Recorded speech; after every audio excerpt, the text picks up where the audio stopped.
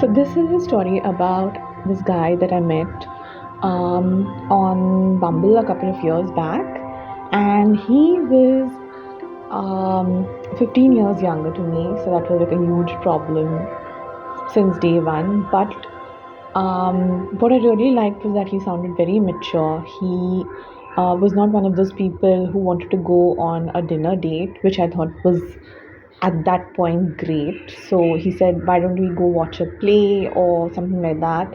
And I remember he was um, one of those people who did not come across. I mean, I realize now that in retrospect that he was just not looking for a relationship, which is why he didn't initiate anything that felt um, romantic or relationship like.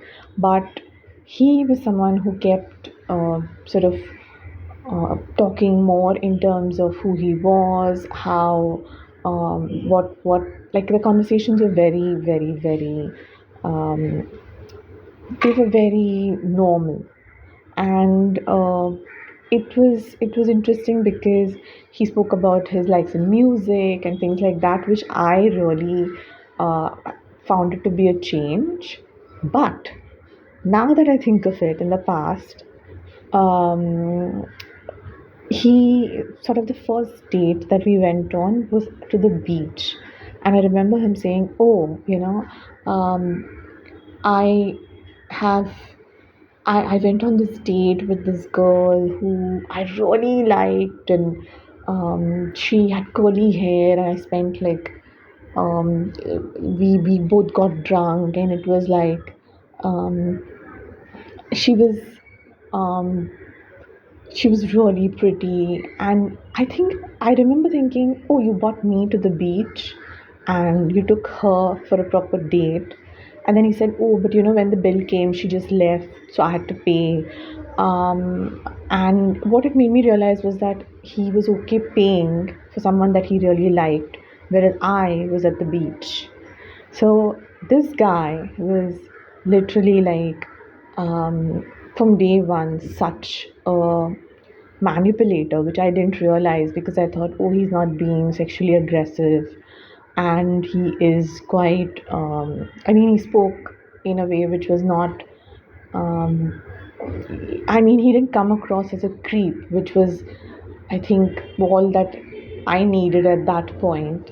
And it slowly went downhill because he was so serious in terms, and so boring, because he would only talk about how his father passed away, how his mom, how much he loves his mother, how much he loves his sister, which is fine, but that's all he spoke about. So if we met for like 2 to 3 hours, he would just keep speaking about that in a loop. So it was like 1 hour, 2 hours, 3 hours. That's it. That's all that came out of his mouth. And I thought he's probably homesick, which is why he keeps on talking about, you know, like his family. But if you're someone who misses your family or whatever, you still will have some sense to ask the other person or create some sort of a conversation. And I slowly started getting scared that probably this guy has not found someone in his age group, because he can't hold a conversation. He was only good at talking about himself, and he had found someone like me who sat there, and I literally felt like someone who was like a therapist. All I was doing was listening, sympathizing, getting bored. And the thing with a lot of such people is that they never actually take you out on a date. It doesn't feel like they're courting you. It feels like you and that person are friends. Like they expect you to pay for yours. They expect it to be very, very, very friend like. He never took me out on a dinner date. It never went there. And I do realize in retrospect that he probably was just this 25-year-old who was homesick. I found him mature because the people I had met were mature. so he came across as more mature than them, and that was literally like that's so sad in retrospect, yeah. But he would only talk about these three things, which was how much he loved acting and hated Bollywood, and he didn't think anyone was good, how much he loved and missed being back home, and the third thing that he would talk about is how we should be in a relationship. And it there was nothing that made me feel that way, except for, because you're supposed to feel like, oh, this could be a relationship, but I never felt that way. It just felt like he would keep on. It was like we were friends. That's how it felt, and I was okay with that. So there came a point where I actually told him that, you know what, I'm quite comfortable with being friends. Let's just hang out, and because that's how it felt. And I remember him getting all panicky, and um, he would try to convince me for the longest time that no, we should be in a relationship and things like that. And I think 25-year-olds sort of expect relationships to be about um, meeting each other and being physical, and that's all that there is. But I think at the age that I was thinking of marriage, I was thinking of so many things.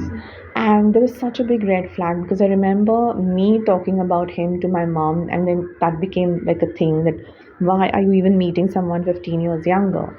And um, I remember there was a call from his sister, and he spoke to her about me in like such a um, like he said, oh, you remember that person that I told you, I'm with that person. And he literally, I would get so confused as to why um, he was even like, of course now I'm not, but at that point I remember realizing that this guy just wants someone to hang out with because he's bored.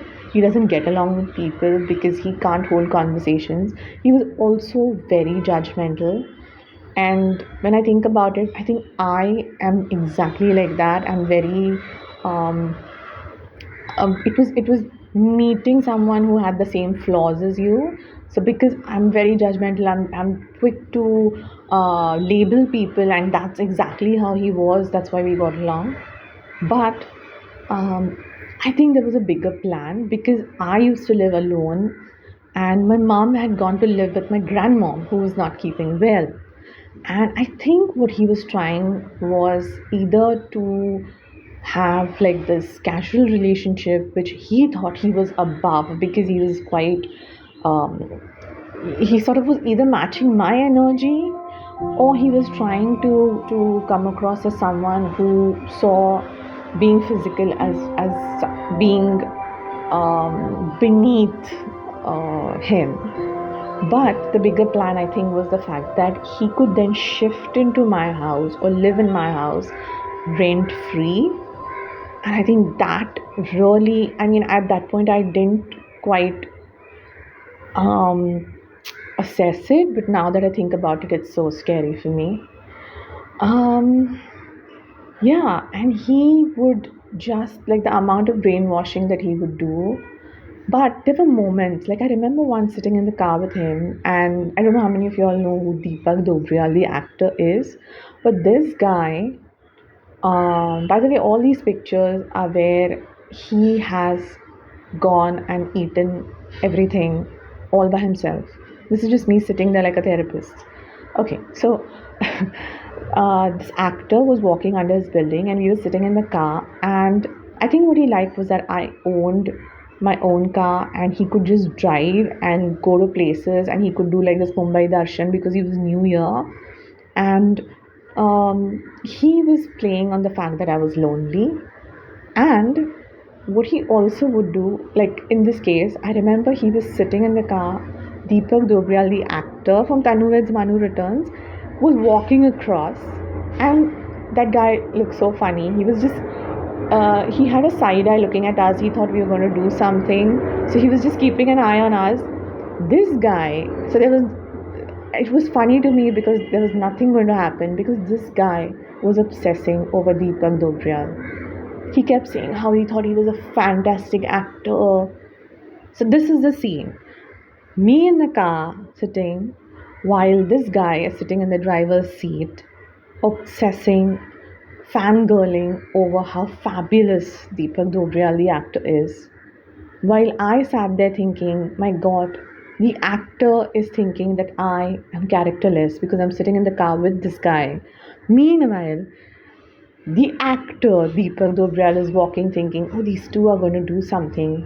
And I am going to remember this and probably either tell this as a joke or I'm going to use this as improv to see how people are and how horrible the times are now that women are sitting like this. And this is literally like the funniest memory that I have of this guy.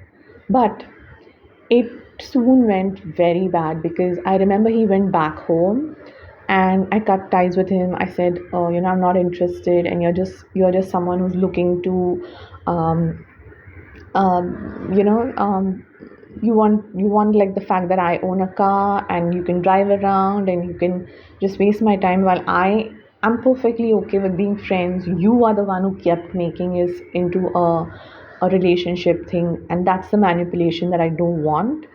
um what was even worse was the fact that this guy was just the most horrible person for me, because I remember him being like later on sending me messages saying, oh, late bloomer and things like that, because I think I started looking good at a certain point and he kept track. So anyone who's trying to date a younger person, please remember, end of the day, you're just looking for your money and the fact that you're lonely. That's it.